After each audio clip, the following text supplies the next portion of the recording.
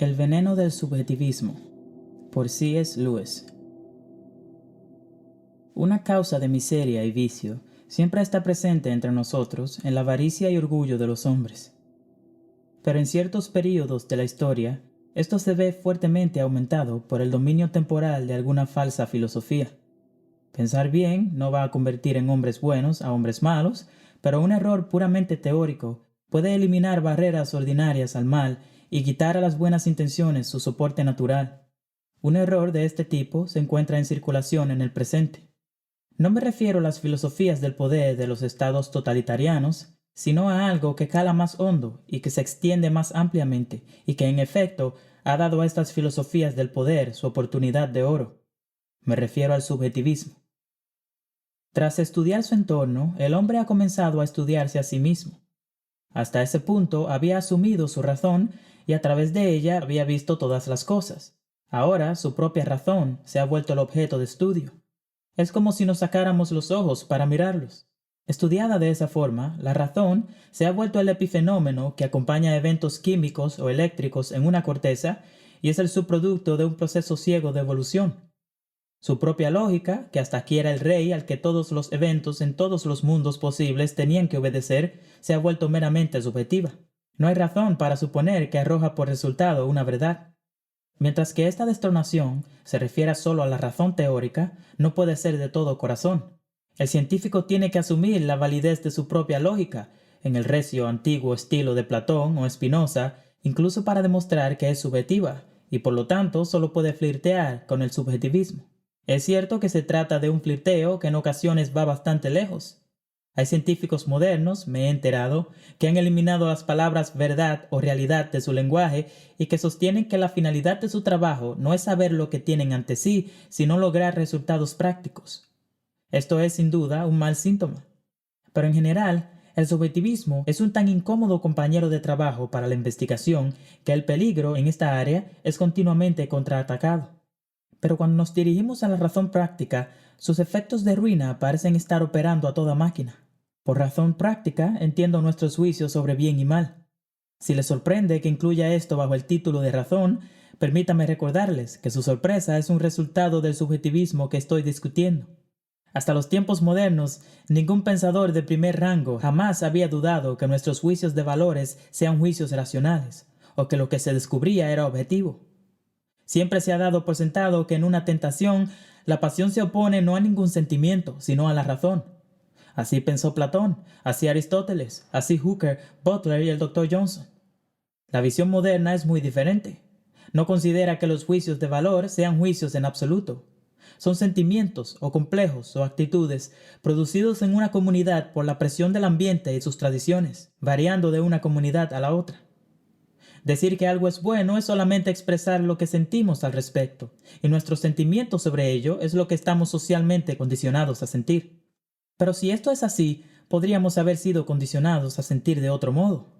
Quizás, piensa el reformador o experto educacional, hubiera sido mejor de otro modo, mejoremos nuestra moralidad. A partir de esta idea aparentemente inocente, viene la enfermedad que ciertamente acabará con nuestra especie y a mi parecer condenará nuestras almas si no es que es destruida. La fatal superstición de que el hombre puede crear valores, que una comunidad puede elegir su ideología como los hombres eligen su vestimenta. Todo el mundo se indigna al escuchar a los alemanes definir la justicia como aquello que conviene al Tercer Reich. Pero no siempre se recuerda que esa indignación es totalmente carente de fundamento si nosotros mismos creemos que la moralidad es un sentimiento subjetivo que puede ser cambiado a voluntad. Salvo que haya una medida objetiva del bien que cubra a los alemanes, japoneses y a nosotros mismos por igual, sea que la obedezcamos o no, desde luego los alemanes son tan competentes para crear su ideología como nosotros para crear la nuestra. Si bueno y mejor son términos que derivan su significado solo de la ideología de cada pueblo, entonces evidentemente las ideologías mismas no pueden ser unas mejores o peores que otras. Salvo que la medida sea independiente de las cosas medidas, no podemos hacer ninguna medición. Por la misma razón, sería imposible comparar los ideales morales de una época con los de otra. Progreso o decadencia también serían términos vacíos de contenido. Todo esto es tan obvio que puede ser considerado una tautología estéril. Pero cuán poco se comprende esto puede ser evaluado a partir del procedimiento del reformador moral, que tras decir que bueno significa aquello que hemos sido condicionados a preferir, sigue de buena gana adelante preguntándose si acaso sería mejor ser condicionados de otro modo. ¿Qué rayos querrá decir él con la palabra mejor? Normalmente tiene en mente la noción de que si logra despojarse de un juicio de valor tradicional, encontrará otra cosa más real o sólida sobre la cual basar un nuevo esquema de valores. Dirá, por ejemplo, debemos abandonar tabúes irracionales y basar nuestros valores en el bien de la comunidad, como si la máxima «debes promover el bien de la comunidad» fuera algo más que una variante polisilábica de «trata como quieres que te traten», que no tiene otro fundamento que el antiguo juicio de valor que pretende estar rechazando. O intentará basar sus valores en la biología y nos dirá que hay que actuar de un modo determinado en aras de la preservación de la especie.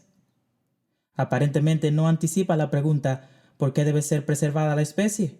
Da por sentado que debe ser así porque descansa sobre juicios de valores tradicionales. Si estuviera comenzando como pretende desde una pizarra en blanco, jamás llegaría a ese principio. A veces lo intenta recurriendo al instinto. Tenemos el instinto de preservar la especie, nos podría decir. ¿Pero lo tenemos? Y si lo tenemos, ¿quién dice que debamos obedecer los instintos? ¿Y por qué obedecer a este instinto en particular entre todos los instintos que compiten con el de la preservación de la especie? El reformador sabe que algunos instintos deben ser obedecidos más que otros solo porque está juzgando los instintos por un estándar. Y ese estándar es, una vez más, la moral tradicional que cree estar superando. Los instintos por sí solos obviamente no nos pueden dar razones para ordenar los instintos en una jerarquía. Si no llevas un conocimiento de su comparativa respetabilidad hacia ellos, nunca lo podrás derivar de ellos. Todo este intento por rechazar los valores tradicionales como algo subjetivo y sustituirlos por un nuevo esquema de valores es un error. Es como intentar levantarte a ti mismo tirando tú mismo del cuello de tu propia camisa. Grabemos dos proposiciones en nuestras mentes con tinta indeleble. 1. La mente humana no es más capaz de crear nuevos valores que de plantear un nuevo sol en el cielo o de introducir un nuevo color primario en el espectro.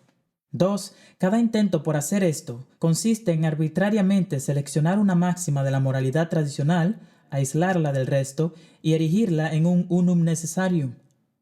La segunda proposición merece algo de ilustración. La moral ordinaria nos ordena honrar a nuestros padres y cuidar de nuestros hijos. Tomando solo el segundo precepto, construyes una ética futurista en que las exigencias de la posteridad son el único criterio. La moral ordinaria nos ordena mantener nuestras promesas y dar de comer a los pobres. Tomando solo el segundo precepto, obtienes una ética comunista en que la producción y distribución de los productos al pueblo son el único criterio. La moral ordinaria nos dice, ceteris paribus, que amemos a nuestros parientes y conciudadanos más que a los extraños. Aislando este precepto, puedes obtener una ética aristocrática con las exigencias de clase como único criterio, o bien una ética racista en que solo se reconoce los derechos de sangre. Estos sistemas monomaníacos son luego usados como un fundamento desde el cual lanzar un ataque a la ética tradicional, pero absurdamente, ya que es solo de la moral tradicional de donde sacan la apariencia de validez que poseen. Partiendo en blanco, sin supuestos valores de ninguna especie, no llegaríamos a ninguno de ellos. Si la reverencia a los padres o las promesas solo son un subproducto subjetivo de la naturaleza física, así lo será también la reverencia por la raza o por la posteridad. El tronco al que el reformador quiere dar con el hacha es el mismo que sostiene la rama que él quiere conservar. Toda idea de moralidad nueva o científica o moderna debe por lo tanto ser rechazada como una mera confusión. Solo tenemos dos alternativas. O las máximas de la moralidad tradicional son aceptadas como axiomas de la razón práctica, que ni admiten ni requieren argumentos para defenderlos, y no ver cuál pretendidamente ha perdido estatus humano. O bien no hay valores en absoluto, y lo que tomamos por valores no eran más que proyecciones de emociones irracionales.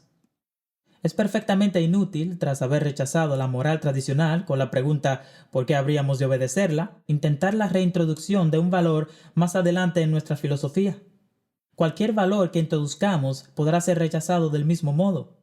Todo argumento para defenderlo será un argumento que derivará de sus premisas en modo indicativo, conclusiones en imperativo, y esto es imposible. Una filosofía que no acepte el valor como algo eterno y objetivo solo nos puede conducir a la ruina. Y la cuestión no es solo de importancia especulativa. un buen número de planificadores en la plataforma democrática, un buen número de científicos de mirada mansa en un laboratorio democrático, quieren decir lo mismo que quiere decir un fascista. Quieren decir que el bien es aquello que los hombres pueden ser condicionados a aceptar. Creen que es la función de ellos y de los de su especie condicionar a los hombres, crear conciencias por medio de eugenesia, manipulación psicológica de niños, educación estatal y propaganda masiva. Como están confundidos, no perciben que el que crea la conciencia no está él mismo sujeto a la conciencia. Pero tarde o temprano tienen que despertar y ver la lógica de su posición. Y cuando despierten, ¿qué barreras quedarán entre nosotros y la división final de la humanidad? Entre el pequeño grupo de los condicionadores, que están más allá de la moralidad, y la gran multitud de los condicionados en los cuales la moralidad escogida por el experto será inculcada de acuerdo al gusto de él mismo. Si bien solo significa la ideología local, ¿cómo pueden ser guiados por una idea de bien quienes inventan tal ideología? La misma idea de libertad presupone una ley moral objetiva que cubra a gobernados y gobernantes por igual. El subjetivismo en materia de valores es eternamente incompatible con la democracia. Nosotros y los gobernantes somos de la misma especie en tanto que estemos sujetos a la misma ley.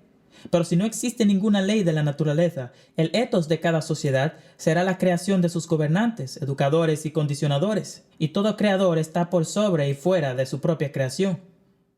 Salvo que retornemos a una creencia cruda y casi infantil en valores objetivos, pereceremos.